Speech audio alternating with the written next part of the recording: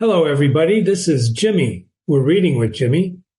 This is Alice's Adventures in Wonderland. We're reading the Mock Turtle story. This is chapter 9, and we're analyzing it. We left off on the first page with Alice walking arm in arm with the Duchess. So she was a little startled when she heard, and Alice was daydreaming and thinking about Pepper, if that causes the people to be hot, angry and sour, and of course, sweetness makes children very nice. And she was startled when she heard her voice close to her ear. Don't forget pronouns, ladies and gentlemen. Pronouns, very important. So she was startled out of her thoughtfulness or thinking things through when Alice heard her voice, the Duchess's voice, close to Alice, close to her ear. You're thinking about something, my dear, and that makes you forget to talk. That's an interesting comment by the Duchess, isn't it? I can't tell you just now what the moral of that is, but I'll remember it in a bit. Now, morals are going to be very important in the next few pages. Morals. She's thinking, what is the moral?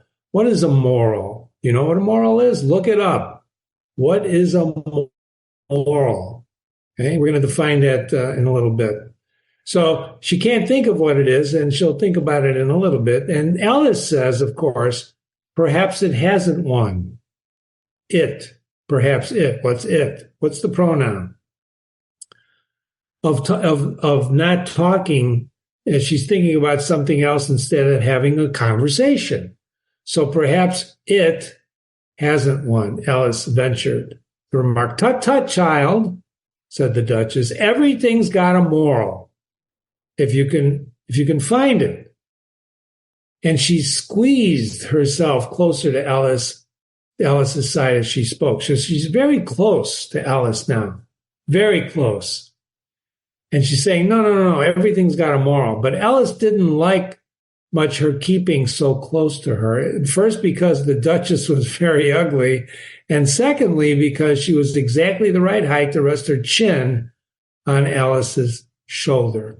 And it was an uncomfortably sharp chin. Okay?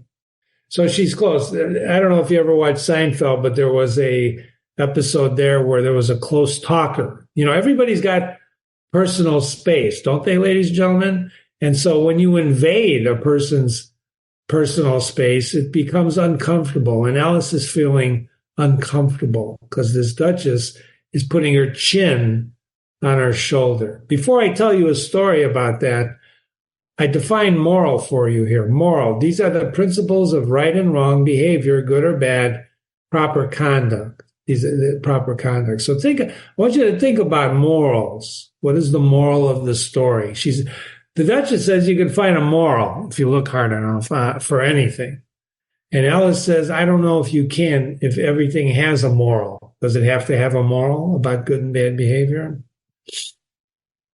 So at the top of the next page, Alice did not like to be rude, so she bore it as well as she could. Bore what?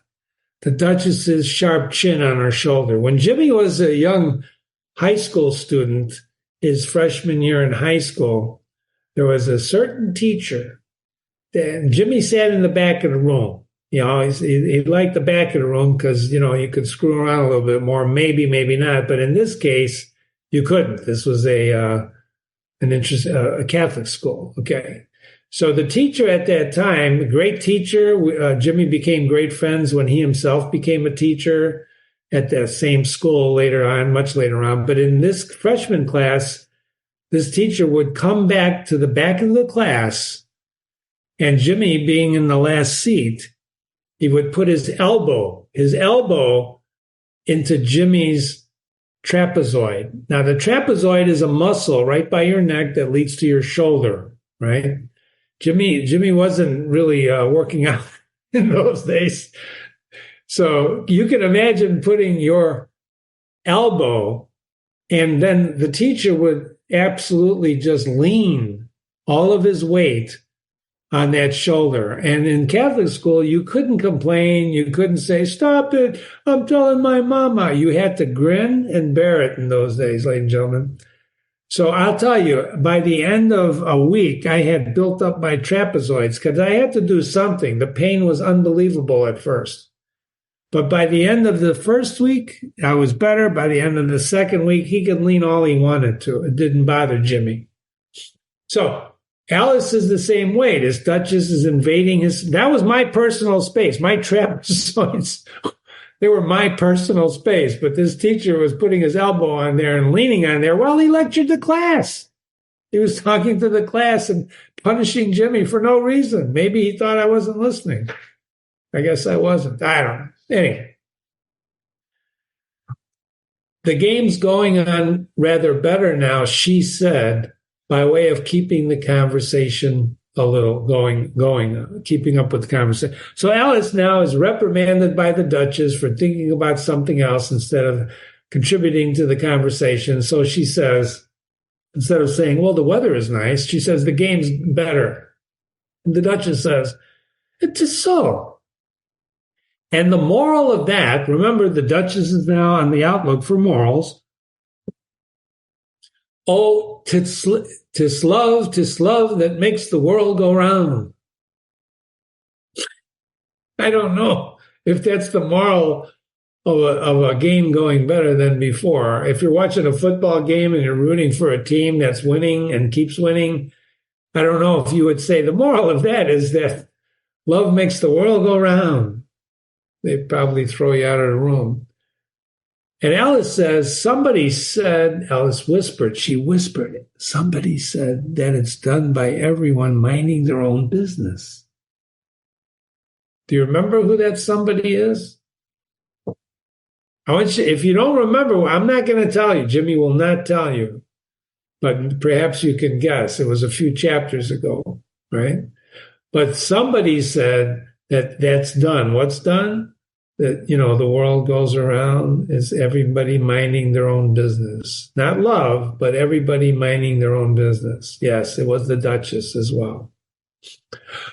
"Oh, well," said the Duchess, "it means much the same thing."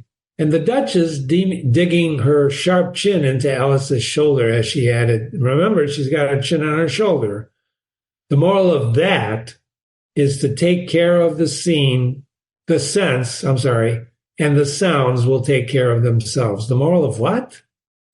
Well, Alice whispers, everybody minding their own business. And the Duchess says, well, it's the same thing as love makes the world go round. And she digs her chin in and says, and the moral of that is take care of the sense and the sounds will take care of themselves. And I put a note, we're going to look at that in a moment. And Alice thinks to herself. She doesn't say it out loud. Remember, she's a thinking person. How fond she is of finding morals in things, she thought. And the Duchess says, I dare say you're wondering why I don't put my arm around your waist. The Duchess said after a pause. Now, wait a minute. She's arm in arm. Why don't I grab you around the waist? Well, I'm doubtful about the temper of your flamingo. Shall I try an experiment? Remember, she's holding the flamingo, or did you forget? Well, he might bite, Alice says cautiously, anxious to have the experiment tried. Not really anxious, not at all. Very true. Flamingos and mustard both bite. And the moral of that is that birds of a feather flock together. But a mustard isn't a bird, Alice remarked. Right as usual, said the Duchess. What a clear way of thinking you have of putting things. See, the Duchess is impressed. What a clear way you have of thinking, right? It's a mineral, I think. Of course it is, said the Duchess. What's a mineral? What's a mineral? Mustard, right? Not a bird. Of course it is, who seemed ready to agree with everything else. She's very agreeable, this Duchess, very different than the Duchess we met a few chapters ago. There's a large mustard mine near here. And the moral of that is that the more there is of mine, the less there is of yours. Mine, M-I-N-E, I should type that out. There we go again with the words. The English language, M-I-N-E, M-I-N-E, mine and mine. What's mine? And there's a mine. It's a mine. The more there is of mine, the less there is of yours. Oh, I know, exclaimed Alice, who really had not attended to this last remark. She's not paying attention. She says, it's a vegetable. Mustard is it doesn't look like one, but it is. See, Alice is not paying attention again. So let me scroll down here a little bit.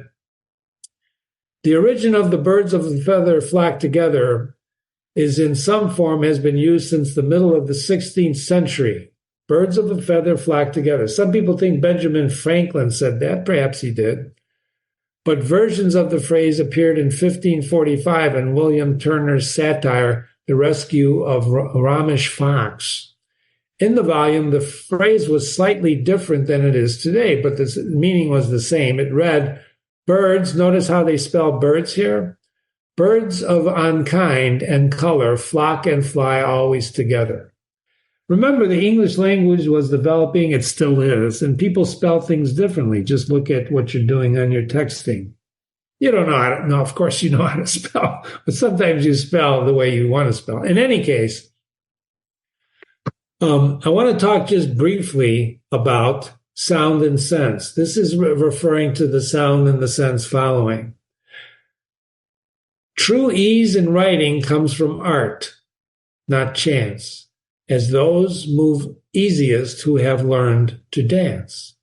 'Tis not no harshness gives offense, the sound must seem an echo to the sense. I'm not going to read this, but if you look up sound and sense, you're going to find poetry, you're going to find references like birds of a feather, and that's very important to enriching your appreciation of this story of Alice's Adventures in Wonderland. So here we end up with they're discussing mine. Just remember, tell people that the more there is of mine, the less there is of yours, unless you're in a committed relationship, as I have been with, Jimmy's married, and the more there is of yours, the less there is of mine. And there's a saying, if you want a happy marriage, what's mine is yours, and what's yours is yours. If you follow that moral, you'll be happy the rest of your life. This is Jimmy. You're reading with Jimmy, Alice's Adventures in Wonderland. We're reading Chapter 9, The Mock Turtle Story. Where is the Mock Turtle? Where is the Mock Turtle? He hasn't appeared yet. We're already 3 pages into the story, into the chapter. Oh! Email me, Jimmy@readingwithjimmy.com, Jimmy@readingwithjimmy.com. Thanks for coming by. I really appreciate your time and look forward to the next session.